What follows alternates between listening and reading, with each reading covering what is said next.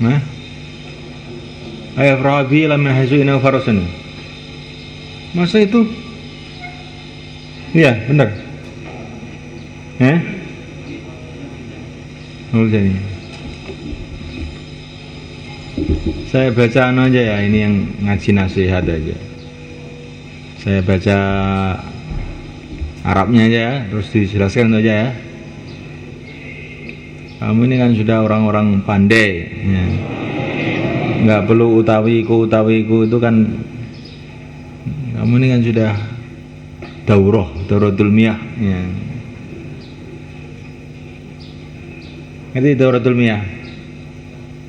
Apa dauratul miyah itu? Apa Gir? Oh, bahasa Arab dauratul miyah aja nggak tahu tuh gimana. Dauratul miyah itu WC. Oh, dauratul miyah nggak tahu. Gimana? Kalau kamu bukan dauratul miyah, dauratul hadis. Asy-Syarif. Kisarannya kamu harus hafal Mukhtasar Bukhari. Siapa yang siap hafal Mukhtasar Bukhari? Tinggi. 1, 2, 3, 4, 5, 6, 7, 8, 9, 10, 11, 12, 13. Masya Allah, banyak sekali, alhamdulillah. Dah. Katanya kemarin 15 katanya Ahmad. Nah, dia ini bukan asli. Oh ya. Dan ngapalkan tuh bukan hanya ngapalkan tok loh. Maksudnya juga harus ngerti dikit-dikit secara umum. Itu yang ngapalin Bukhari, Mukhtasar.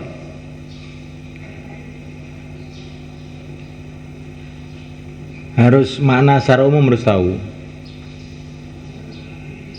Nanti kalau ada yang nggak paham, kamu tanya saya waktu jam saya bisa. Atau kamu tanya lewat Ahmad, nanti Ahmad tanya saya bisa. Kamu tanya langsung juga boleh. Nah.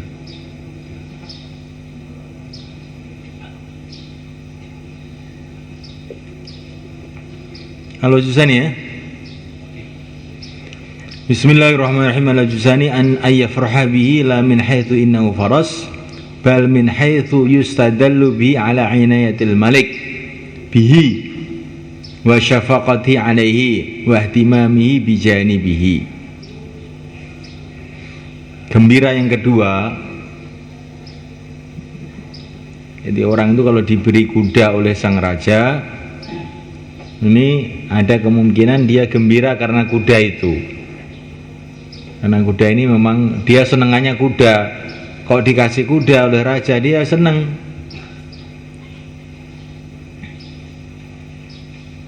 Senangnya kenapa? Karena kuda ini cocok sama saya. Maka walaupun kuda itu dia temukan di hutan atau dikasih oleh selain raja, dia tetap saya seneng. Maka orang semacam ini sama sekali belum masuk kepada tingkatan syukur kepada raja. Sebetulnya dia hanya memikirkan senangnya sendiri aja, tapi dia tidak ada kaitan hati sama sekali dengan sang raja. Begitu juga manusia kalau dikasih nikmat oleh Allah dan nikmat itu sesuai dengan kemauan dia senang. Kenapa kok senang? Memang cocok ini saya. Ini sama sekali dia ini sebenarnya belum termasuk tingkatan syukur. Dia ini mendapatkan sesuatu yang cocok sama dia gitu aja. Karena syukur itu harus orang itu berterima kasih pada mun'im. Nah ini orang yang pertama ini belum berterima kasih sama mun'im sebetulnya. Dia hanya mendapatkan sesuatu yang cocok dengan kemauannya. Jadi tidak ada kaitan dengan mun'im, berarti pemberi itu. Maka dia belum sama sekali belum sampai ke tingkatan syukur.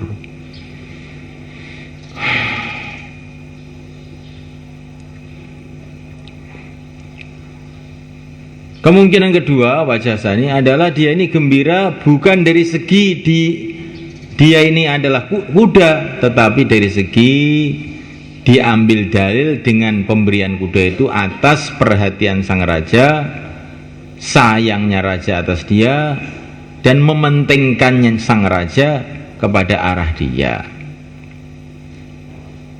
Jadi orang dikasih kuda oleh sang raja itu gembira, bukan karena kudanya itu, bukan, tapi karena dia merasa diperhatikan oleh raja, disayangi oleh raja. Alhamdulillah, ternyata raja itu senang sama saya, nyatanya saya kasih kuda. Hatta law wajada al-faras fi sahra'a aw atau ghairul malik lakana la yafrahu bi aslan. Hingga kalau dia menemukan kuda itu di padang pasir atau memberinya kuda itu selain sang raja, tentu dia tidak akan gembira dengan kuda itu sama sekali. Sehingga kalau dia menemukan kuda itu tengah hutan atau di padang pasir atau dikasih kuda tapi yang beri bukan raja, dia tidak gembira. Karena ini tidak menunjukkan bahwa dia ini disayangi raja. Listighnahi 'anil faras asra, karena dia tidak berhajat kepada kuda sama sekali, aw ihtiqari lahu, atau dia itu meremehkan kuda itu bil idhafa ila matrufi, bila dibandingkan dengan yang dicari dia, minail mahal, yaitu mendapatkan tempat fi qalbi malik, di dalam hati sang raja.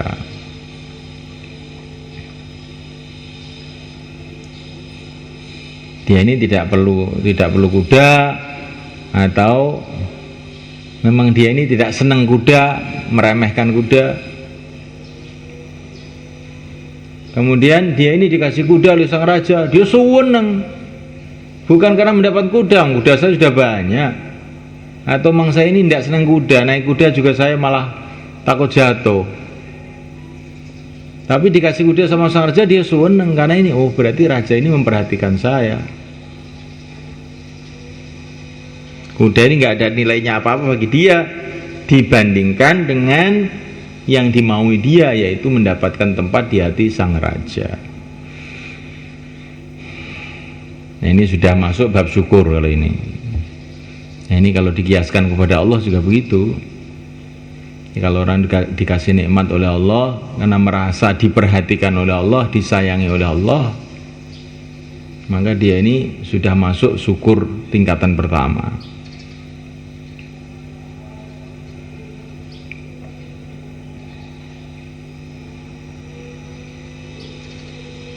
Nah, kalau kamu makan itu lauknya enak, itu teringat, itu kamu seneng karena lauknya enak apa seneng karena kamu itu diperhatikan Allah? Coba coba kamu ya, coba. Terus kemudian habis makan bagaimana doanya? Alhamdulillah at'amani hadza wa razaqani min ghairi haulin minni wala quwwah. Kamu tuh memuji nasi apa memuji Allah sebetulnya? Nah, kok kalau lauknya sambel kok kamu nyungir, cemberut. Nah.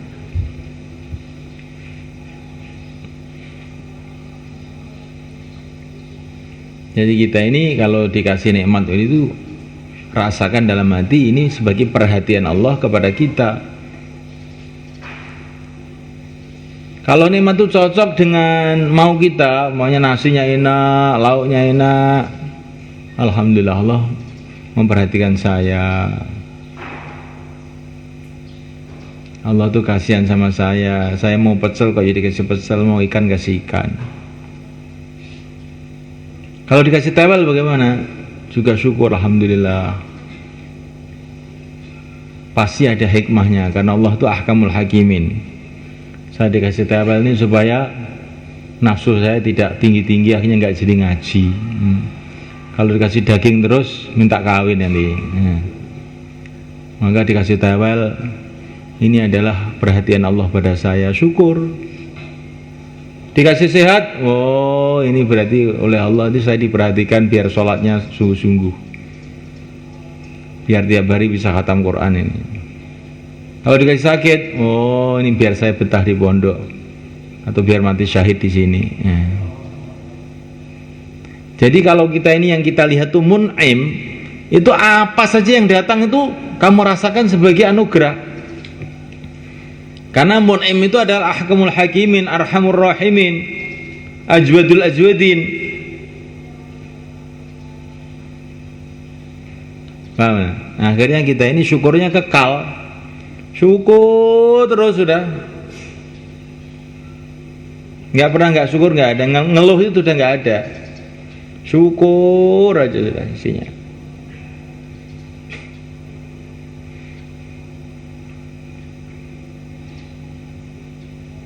Nah, kamu di pondok ini nikmat yang terbesar itu apa? Setelah iman itu ya ilmu ini. Maka kamu dikasih ilmu itu syukur. Jangan ngaji itu biasa-biasa saja. Ini Allah tuh menghendaki kebaikan untuk saya, berarti ini saya itu diizinkan ngaji, ditolong untuk ngaji. Mayuridillahu bi khairan yufaqihu fiddin. Mayuridillahu bi khairan, berarti Allah tuh menghendaki kebaikan untuk saya. Ngaji itu sewenang begitu. Enggak ada pikiran mau pulang itu sudah enggak ada. Kalau ngaji kok ingin pulang saja, gimana itu?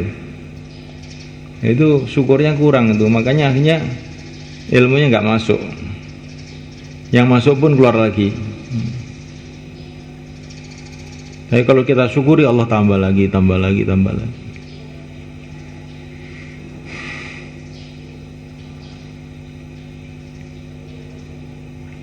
Al-wajhu salis. Nah, ini yang tertinggi ini.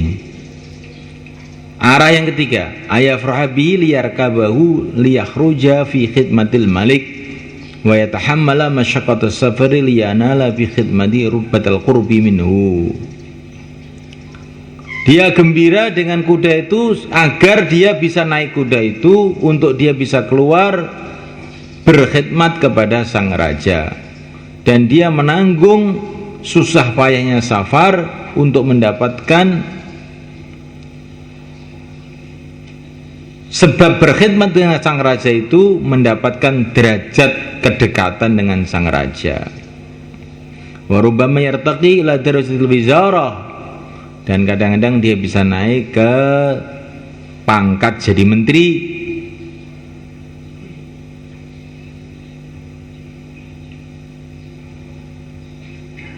Ini yang ketiga, dikasih kuda oleh sang raja itu seneng. Kenapa? Kenapa kok senang?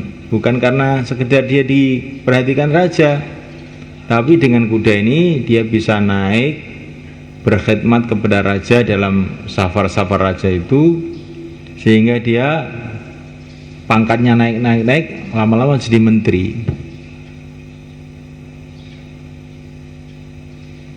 Jadi dia gembira dengan kuda itu bukan karena dia ini sekedar gembira karena dapat perhatian, tapi lain lagi dia, karena dengan kuda itu dia bisa berkhidmat kepada raja sehingga pangkatnya naik. Paham nih? Nah. Min haitsu innahu laisa yaqna'u bi yakuna mahallu fi qalbil malik ayu'tihi farasan wa ya'tani bihi hadzal qadra min al-'inayah bal huwa talibun li alla yun'ima al-maliku bi syai'in min mali ala ahadin ila biwasitatihi. Dari segi dia ini tidaklah menerima, tidaklah qanaah, tidaklah menerima bahwa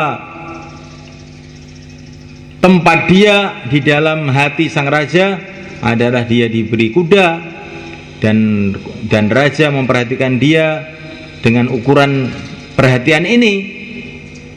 Tetapi dia ini mencari agar sang raja tidak memberi apapun dari hartanya kepada siapapun kecuali lewat dia.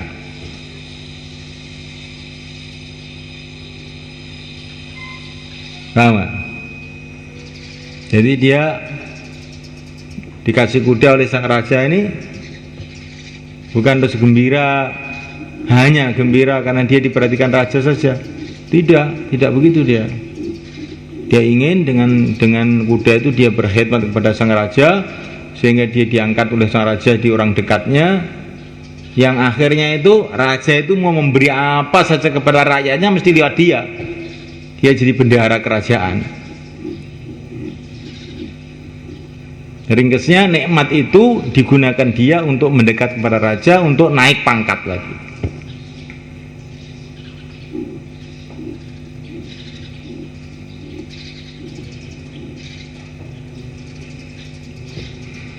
Suma inna laysa yuridu minal wizara al-wizara bal yuridu musyahadatul malik wal qurbi minhu wal qurba minhu. Kemudian dia ini tidaklah menghendaki dari pangkat jadi menteri, tidak menghendaki kementerian pangkat jadi menteri itu, tetapi dia menghendaki untuk bisa melihat sang raja dan dekat kepada raja. Hatta law khayra bainal qurbi minhu dunal wizara wa bainal wizara dunal qurbi lakhtarul qurba. Sehingga kalau dia disuruh milih antara dekat dengan raja tanpa pangkat menteri dan antara pangkat menteri tanpa dekat dengan raja, tentu dia memilih dekat dengan raja. Fahadi salat darajat, ini adalah 3 derajat. Fal ula la yadkhulu fiha ma'na syukri aslan li anna nadhara sahibi maqsurun ala faras fa farabil faras la bil mu'ti. Tingkatan yang pertama tidak masuk di dalamnya makna syukur sama sekali, karena pandangan pemilik kuda itu, pemilik derajat pertama itu terbatas atas kuda, gembiranya dengan kuda, bukan dengan yang memberi kuda. Wa hadha halu kulli man faraha bi ni'matin min haitsu inna ladidah wa muwafiqatun li ghardhi fa ba'idun min syukri. Ini adalah keadaan orang yang gembira dengan nikmat, dari segi nikmat itu lezat dan sesuai dengan kemauannya, maka dia ini jauh dari makna syukur. Wa thaniyah dakhilatun fi makna syukri min haitsu inna fariha bil mun'im walakinna min haitsu dzatihi bal min haitsu ma'rifati 'inayati Allah bal min haitsu ma'rifati 'inayatihi allati tastahithu 'alal in'am fil mustaqbal. Yang kedua, derajat kedua adalah masuk dalam makna syukur dari segi dia itu gembira dengan yang memberi nikmat, tapi bukan dari segi zatnya yang memberi nikmat, tetapi dari segi mengetahui perhatian pemberi nikmat itu yang menggerakkan dia untuk memberi nikmat di masa-masa yang akan datang. Jadi derajat yang kedua itu orang itu gembira dikasih nikmat karena merasa diperhatikan oleh Allah. Itu sebetulnya dia bukan merasa gembira dengan Allah, sebetulnya itu merasa gembira dengan perhatian Allah. Paham nih? Merasa gembira dengan perhatian Allah, bukan merasa gembira dengan Allah sebetulnya. Tapi ini sudah kepada Allah, maka ini sudah masuk dalam tingkatan syukur. Wa hadha halus salihin alladzina ya'buduna Allah wa yashkurunahu khaufan min aqab wa raja'an lithawabihi. Ini adalah keadaan orang-orang soleh yang mereka beribadah karena berharap pahala Allah dan takut siksa Allah.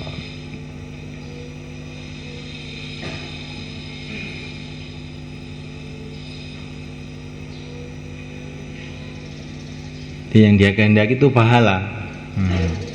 Yang dia kehendaki itu adalah pahala. Bukan menghendaki Allah, sebenarnya menghendaki pahala.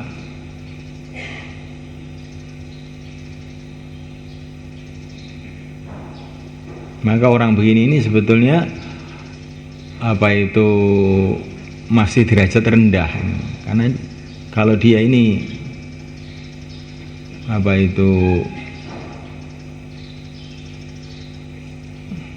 tahu hakikatnya, sebenarnya dia tidak menghendaki pahala, itu menghendaki Allah, itu yang tertinggi. Itu menghendaki Allah.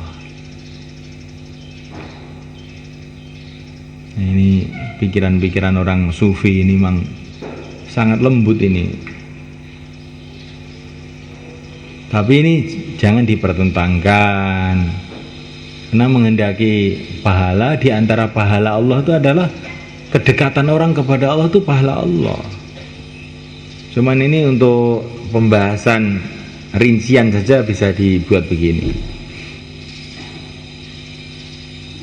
Jadi orang itu menghendaki pahala Allah dengan menghendaki Allah itu lain. Gembira dengan Allah dengan gembira dengan en'amnya Allah lain. Ini kalau istilah ilmu kalam ini, kalau gembira dengan en'amnya Allah, dia ini baru kepada tingkatan tauhid af'al. Kalau tauhid fi dzat itu tidak begitu. Orang itu gembiranya dengan Allah, bukan dengan af'alnya. Tapi kalau gembira dengan Allah ya otomatis af'alnya. Tapi dia ini masih ke tingkatan yang kedua itu.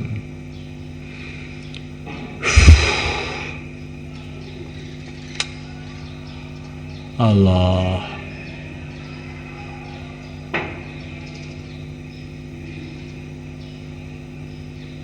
Makanya kalau menurut orang-orang sufi, kata-kata Tuhan itu adalah Esa, dengan dialah Allah yang Maha Esa, itu lain maknanya. Qul huwallahu ahad, Qul huwallahu ahad, dialah Allah yang Maha Esa. Maka dialah Allah itu pertama kali kamu ingat zat Allah, dialah Allah adalah Maha Esa. Maka ini berarti kamu itu kepada zat, tapi Allah adalah yang Maha Esa, itu berarti kamu cerita sifat.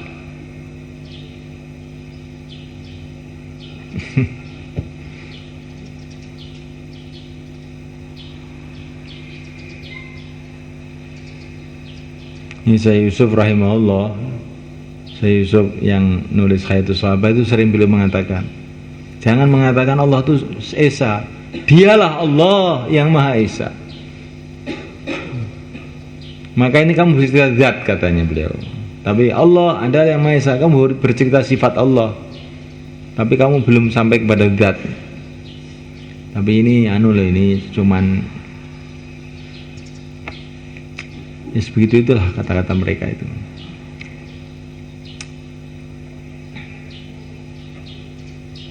Wa inama syukur tam fil farhi tsalis, hanyalah syukur yang sempurna itu di dalam kegembiraan yang ketiga. Bahwa yakuna farhul abdi bi ni'matillah min haitsu innahu yaqdiru biha ala tawassul ila qurbi minhu, yaitu kegembiraan hamba dengan nikmat Allah dari segi dia mampu dengan nikmat Allah itu untuk berusaha tawasul, dekat kepada Allah. Wan nuzul fi jibarihi, dan tinggal berdekatan dengan Allah. Wan nadhur ila wajhihi, dan memandang ke zat Allah ala dawam selama-lamanya. Wa hadha wuratul ulya, inilah tingkatan yang tertinggi. Wa amaratuhu alla yafraha min ad-dunya illa bima huwa mazra'atun lil akhirah. Tandanya orang sampai ke tingkatan ketiga ini ada, yaitu dia tidak gembira dari dunia kecuali perkara yang dia ini merupakan sawahnya akhirat. Wa yu'inuhu 'alaiha, dan menolong dia atas akhirat.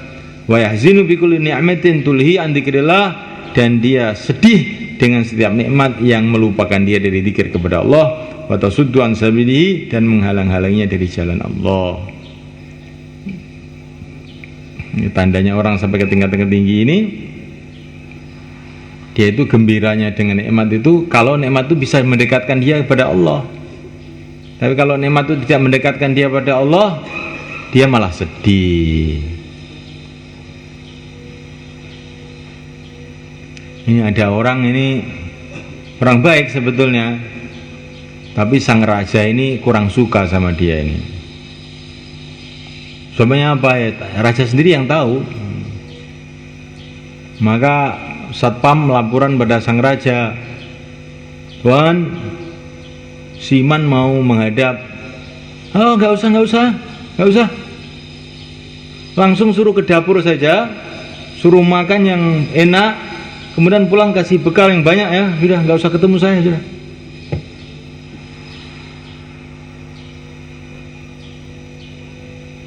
Ya, maka Pak Siman tadi itu memang dasar dia itu memang yang disukai perutnya aja.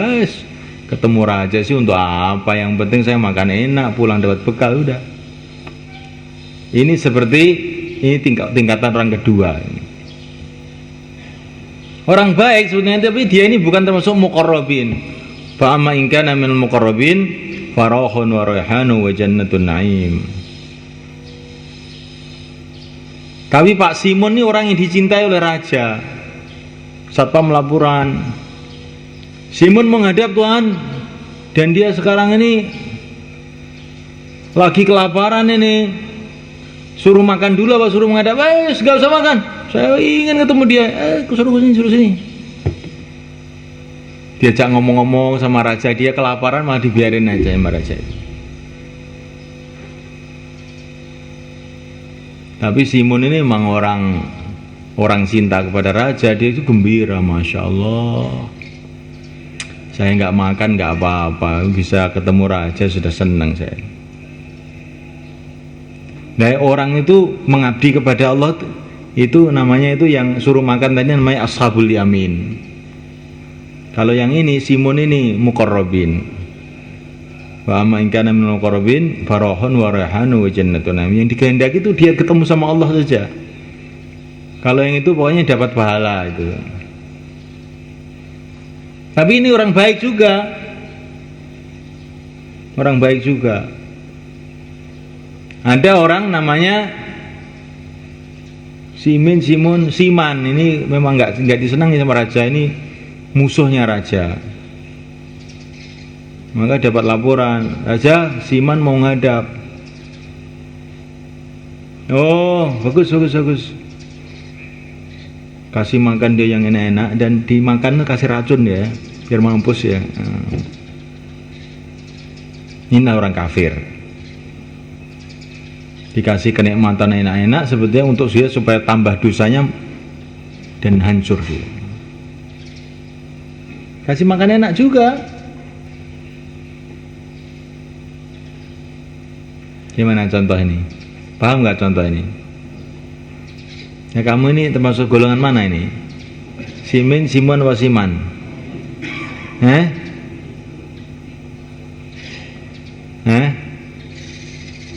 Muqarrabin apa ashabul yamin kamu ini?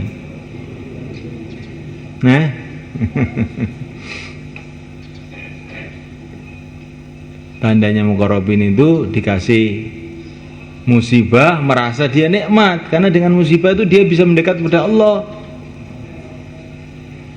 Dikasih nikmat juga senang, karena dengan nikmat bisa mendekat kepada Allah. Musibah nikmat bagi dia sama saja, yang penting bisa mendekat sama Allah.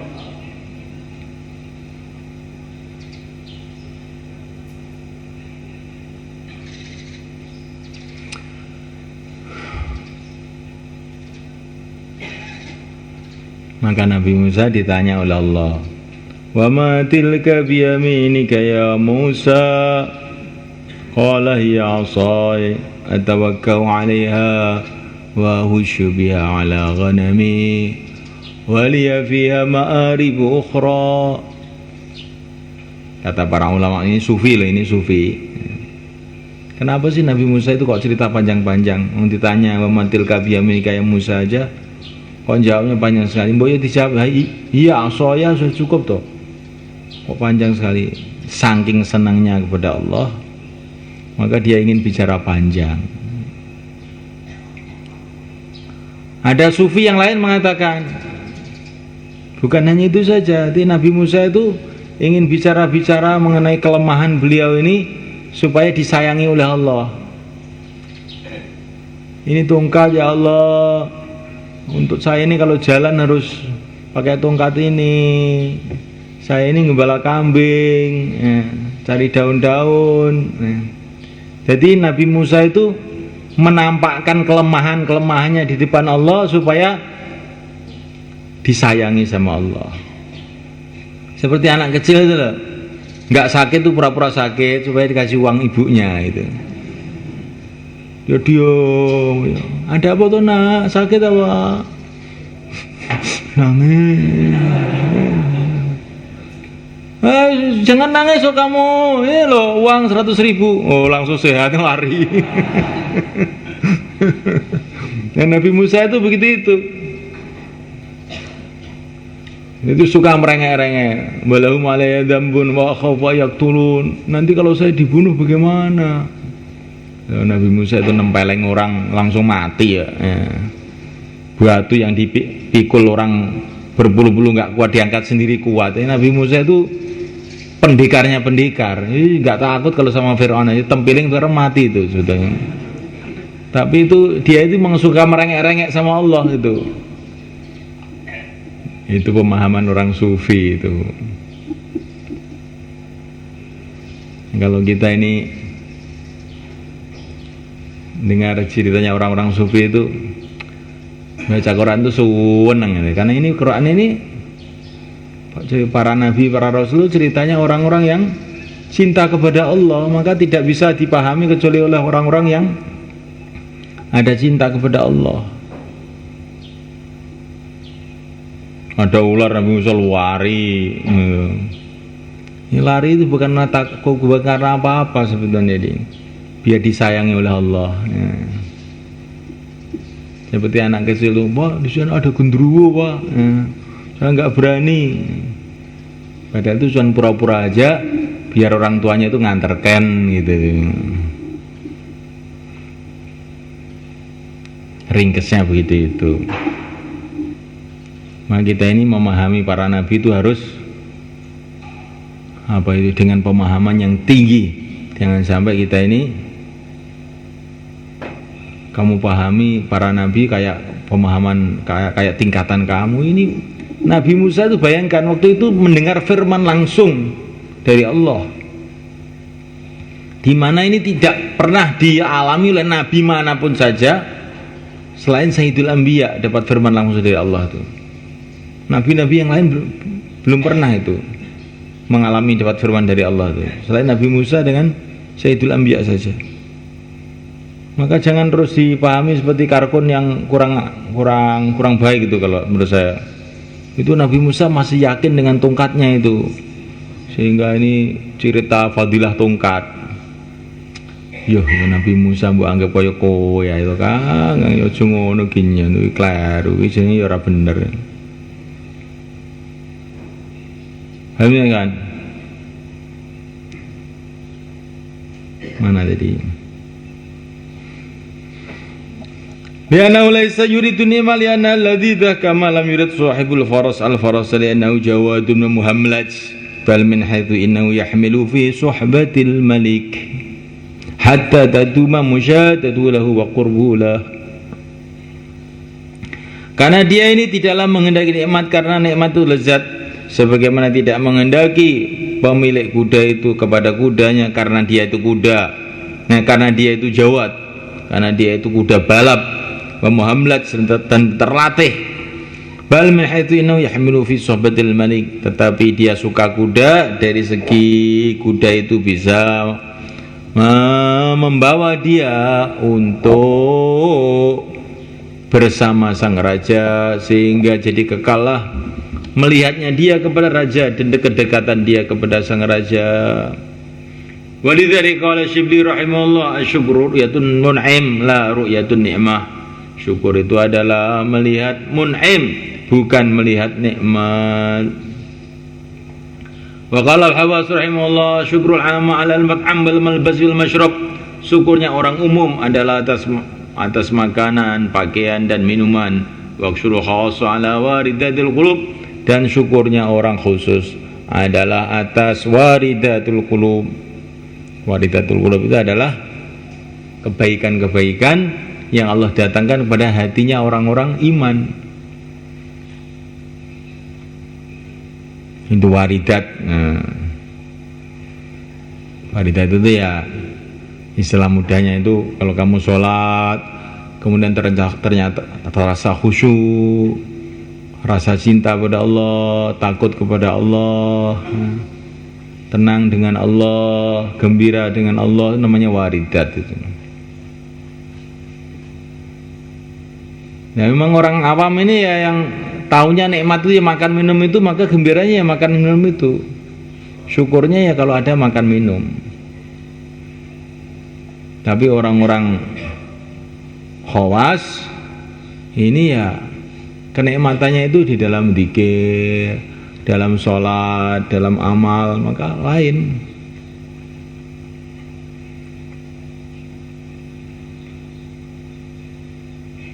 Contoh Ikhwan.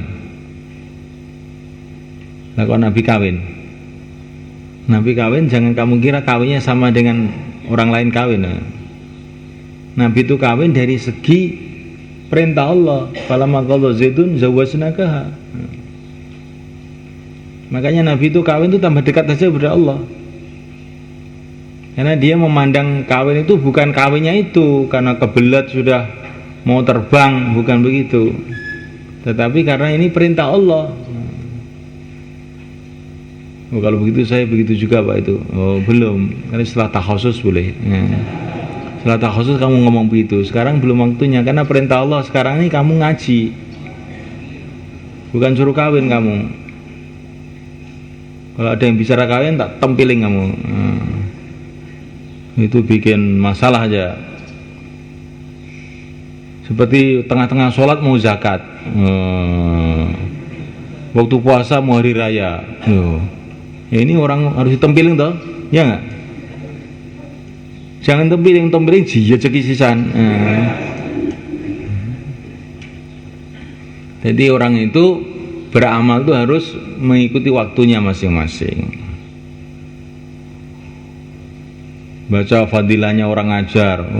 Ini anak TK langsung saya mau ngajar Pak saya. Loh, kamu tuh waktunya sekarang belajar bukan ngajar. Mengajar malah ngerusak kamu membaca Quran peletot-peletot gitu kok. Lah kan ngajar tuh fadilahnya tinggi Pak. Loh, fadilahnya tinggi itu kalau sudah alim kamu sudah hafid Quran, minhaj apal 10.000 hadis ya ngajar. Nanti fadilahnya ngajar. Sekarang kamu fadilahnya belajar aja dulu. Mafhum ya kawan? Kok gak setuju kelihatannya? Kalau setuju mesti semangat itu. Setuju nggak nih? Nah, kalau nggak setuju ingin saya tahu siapa gitu. Nanti saya musyawarahkan.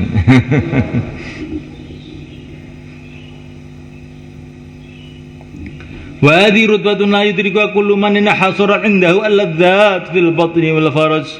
Ini adalah tingkatan yang tidak bisa menemukannya orang yang terbatas menurut dia kelezatan-kelezatan di dalam perut dan faraji. Wa mudrakatil hawas, dan perkara-perkara yang ditemukan oleh indera minal alwani wal aswat, yaitu warna-warni dan suara-suara. Wa khala an datil qalb, dan dia sepi dari kelezatan hati. Fa'inal qalba la yaltadu fi halis sihha illa bi dzikrillah, karena sesungguhnya hati tidak akan merasa lezat di dalam waktu sehat kecuali dengan zikrullah wa ma'rifati, dan ma'rifat kepada Allah, wa liqa'i, dan bertemu dengan Allah.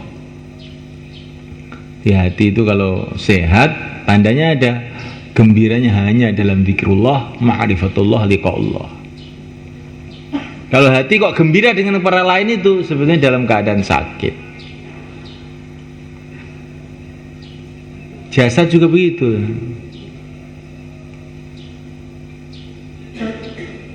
Kalau jasad dalam keadaan sehat dengan jasad dalam keadaan sakit, itu kenikmatannya lain-lain, ya enggak? Kalau waktu sehat, kamu waktu sehat ya, kulitnya sehat, semua sehat, terus kemudian dipijiti orang, malah geli. Wah, jangan pijit saya. Tapi lagi awal badannya itu meriang, sakit, batuk, ngkru dipijiti, wah enak dipijiti itu. Dipijiti enak itu menunjukkan dia sakit. Kalau dia sehat betul, kayak Muhammad Ali yang baru tinju itu dipijiti ngamuk dia, malah dijotos yang pijiti. Paham kan? Kulit itu kalau sehat digaruk ya malah sakit. Tapi kalau memang kudisen atau gudikan digaruk, oh enak digaruk ini.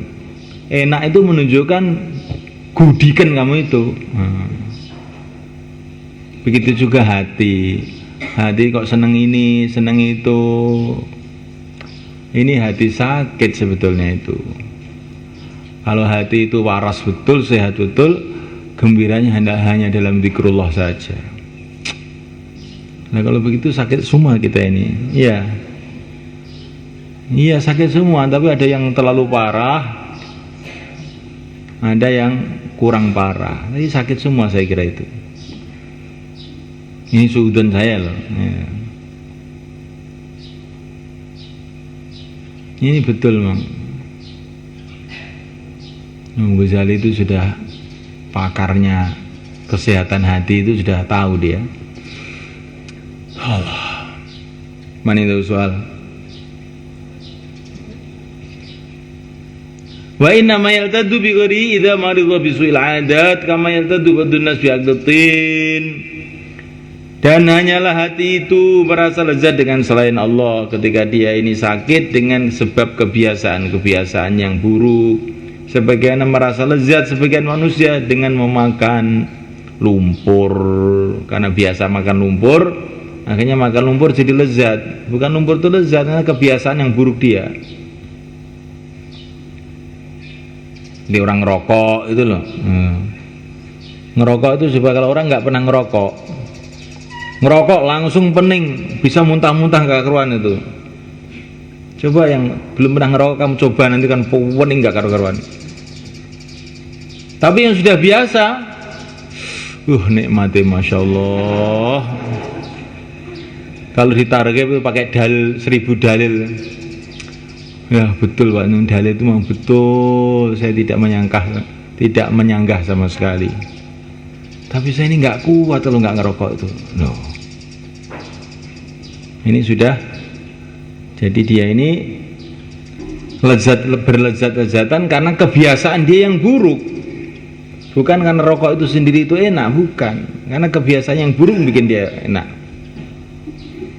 Wa kama yastabshu ba'dul mardha la syal hulwa wa yastahlil asy'al murah, dan sebagaimana menganggap buruk sebagian orang-orang sakit perkara-perkara yang manis, dan menganggap manis perkara-perkara yang pahit.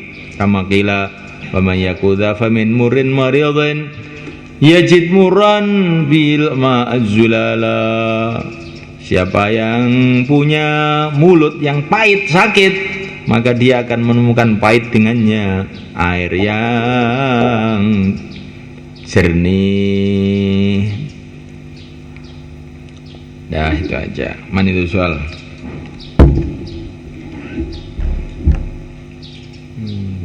Hashim, ya.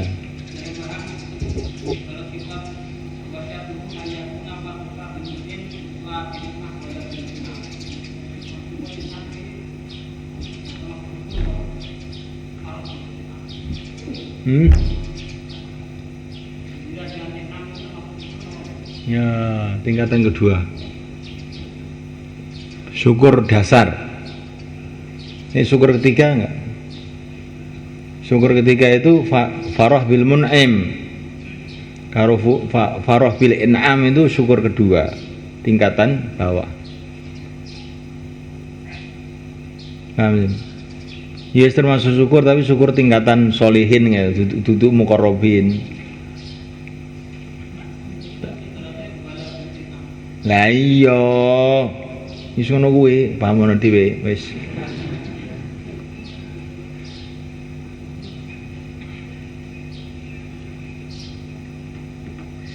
Wala bil enam itu dinafikan dari syukur kalau syukur tingkatan ketiga. Kalau syukur tingkatan yang al-ausat, bukan rodatul ulya, itu sudah termasuk syukur. Dipahami menyeluruh gitu loh, jangan kamu pahami perkata begitu, Sim. Wis ngono kuwi ae. Paham enggak? Karena syukur itu tingkatan ausat, tingkatan ulya. Farah bil in'am itu berarti al-farah bi'inayatillah wa bihtimamillah lil mun'ami alaih. Fa hadha min asy-syukr aidha, lakin fi rutbah al-awsat, fi rutbah ad-dunya, rutbah al-ula, amma rutbah al-ulya la, rutbah al-ulya farah bil mun'im faqat, bidzatil mun'im. Laisa bi fi'lil mun'im, lakin bidzatil mun'im. Jadi faro yang ketiga itu orang itu gembiranya itu dengan Allah, bukan dengan Allah ngasih nikmat, dia bukan dengan Allah. Maka setelah dikasih nikmat, dijadikan nikmat itu alat untuk mendekat kepada Allah. Untuk mendekat kepada Allah, karena yang dia cari itu Allah, bukan yang dia cari itu enamnya Allah. Makanya walaupun dia kena musibah, asalkan itu mendekatkan dia kepada Allah, dianggap nikmat itu. Paham nggak? Ada orang pergi ke rumahnya orang yang sudah nggak usah panjang-panjang lagi, nanti kamu pulang ke rumah orang tua kamu gitu aja lah. Sampai di rumah sakit, tapi malah gembira, ini dengan sakit ini saya bisa lama di rumah ini, bisa untuk alasan ke pondok, saya sedang sakit parah ini harus dirawat ini Pak di rumah. Maka dia gembira, pura-pura dia mengeluh-ngeluh, ya Allah, padahal dia gembira sebetulnya. Karena yang dia cari itu mau kumpul sama orang tuanya sebetulnya, itu yang dia cari. Maka musibah apapun, asalkan mengumpulkan dia dengan orang tuanya, dia gembira aja. Malah kalau dikasih pil itu dibuang, nanti dimasukkan saku ke WC, dibuang ke WC pilnya itu. Karena dia nggak ingin sembuh, biar sakitnya tambah panjang, di rumah tambah lama-lama. Ini perumpamaan. Nah, orang kepada Allah itu begitu itu juga.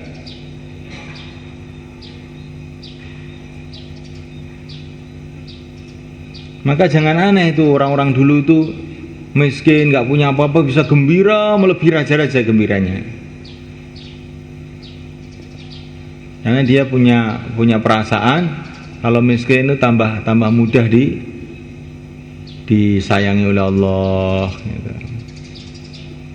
Itu Sayyidina Mutrif, seorang ulama tabi'in. Mutrif itu ada orang kaya itu, pakai pakaian itu sederhana, gitu. Kalau berjalan itu mendudukkan kepala, ditanya apa supaya Allah kasihan sama saya, biar nggak disiksa saya, kasihan. Masa Mutrif yang sudah loyo begini disiksa. Tapi kepada Allah ini, bukan kepada orang, bukan pura-pura khusyuk supaya dikasih uang oleh orang, itu bukan. Ini sudah, ini orang riak, ini lain lagi itu harus dipukul kepalanya. Lagi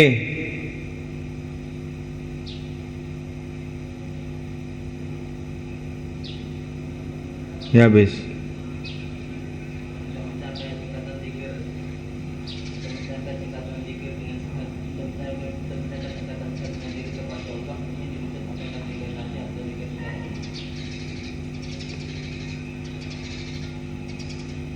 Ini Imam Ghazali bukan bicara mengenai bagaimana sehat, tapi beliau cerita itulah orang sehat itu kayak begitu.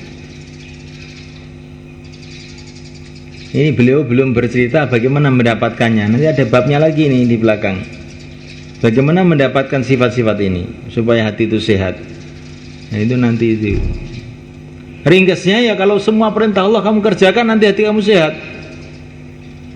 Baik perintah Allah itu yang zahir maupun yang batin.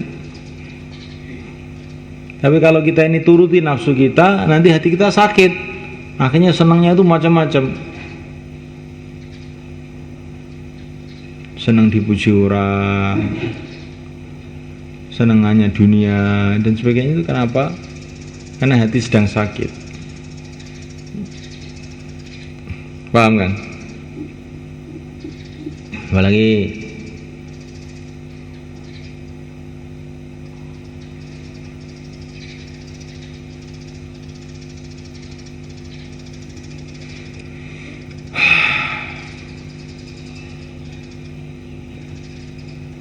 jadi kita belajar perkara itu, belajar ihya ini belajar hati sebenarnya.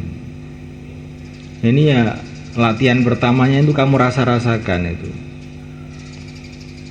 Kamu ini kan dalam setiap detik kan berjuta-juta nikmat Allah berikan pada kamu tuh. nafas kamu, kesehatan kamu, otak kamu, ilmu kamu, mata kamu, telinga kamu. Lah ini semua kamu gunakan untuk mendekat pada Allah dulu. Niatkan kamu begitu, ngaji untuk mendekat pada Allah, sholat untuk mendekat pada Allah, bahkan makan pun untuk mendekat pada Allah, minum untuk mendekat pada Allah. Terus kalau kamu niatkan begitu nanti sudah mulai jalan nih berarti. Jangan ada niat yang lain. Semua untuk mendekatkan diri pada Allah.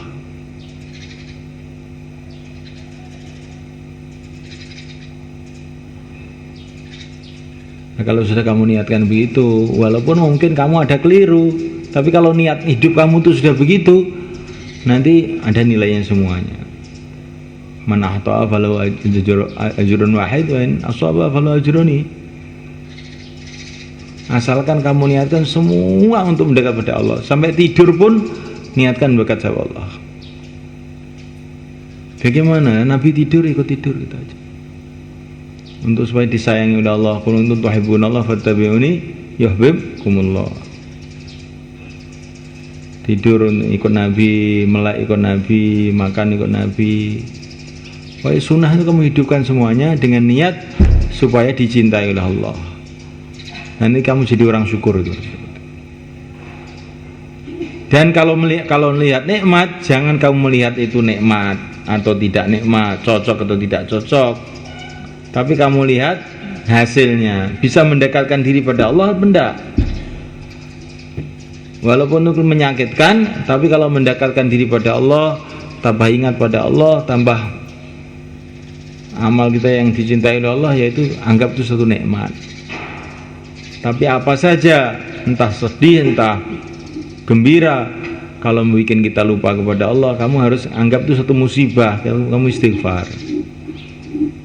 Ini saya kok dibuang ke kandang jaran oleh Allah, gimana? Saya kok disuruh makan di dapur, nggak boleh sowan, nih gimana saya ini, gitu loh. Insyaallah, subhanallah.